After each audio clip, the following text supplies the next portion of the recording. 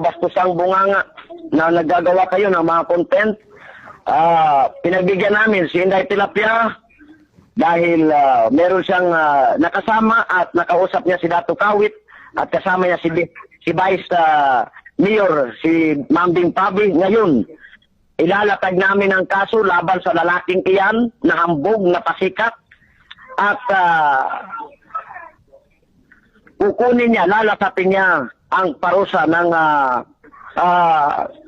batas ng Pilipinas. At hindi, wala pong kapatawaran sa aming mga kamusliman ang ginawa niya.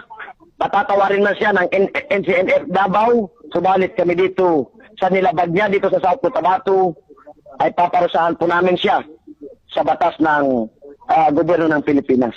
As long as gusto pang mga content creator na bastusin o labagin ang pananampalatayang Islam, hanggat nabubuhay pa ako, magpa-file ako ng kaso laban sa inyo. Tandaan nyo yan, at sa lahat ng gustong yurakan ang pananampalataya, ang culture ng mga kamusliman, ang pananampalatayang Islam, maging ang indigenous people in the Philippines, handa po kaming filean kayo ng kaso. At dalawang kaso po ang ipapile ko ngayon.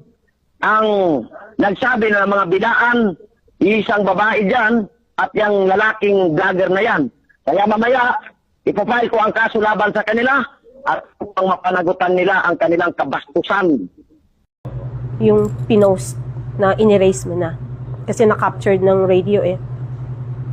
Kasi pag umabot sa kanila, kinikinita ko na, papatawag ka talaga nila. May Muslim affairs dito, may mga dato dito. Magpapaliwanag na naman tayo doon. Sasamahan na naman kita.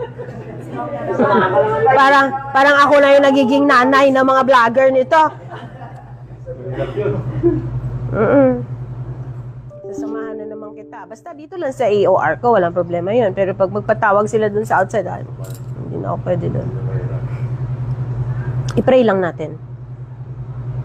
Pwede hingan mo na rin sila ng sorry. Hindi ko naman yun intention talaga.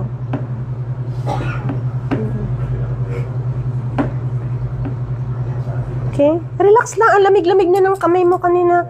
Nalalamigan ka o ano. Hindi mo naman ito inasaan, no? Wala. Isang vlogger mula sa Davao City ang ngayon ay humaharap sa patong-patong na issue. Dahil kamakailan lamang ay umakyat siya sa round ball ng Coronadal City. At ang rason?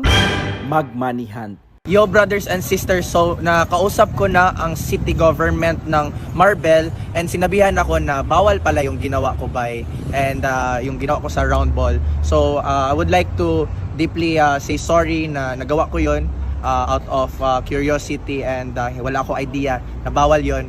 So okay na daw. Thank you and sorry. Bless and love. Pero pagkatapos ng isyong iyon, ay meron na naman siyang bagong kinakaharap. Ito ay ang pagpo-post niya ng looking for baboy na halal. Na alam naman natin na ito ay kabastusan sa relihiyong Islam. Kapatid, magkano tong baboy nyo? 220. May baboy kayo halal? At ito ay umani ng iba't ibang reaksyon mula sa mga netizen. Tawag ka talaga nila. May Muslim affairs dito. At nakuha na nga ang atensyon ng NCMF o National Commission on Muslim Filipinos. Kaya naglabas na nga sila ng order para sa content creator na si Chris Bryant o mas kilala bilang Brother. Kaya lagi nating isipin ang bawat content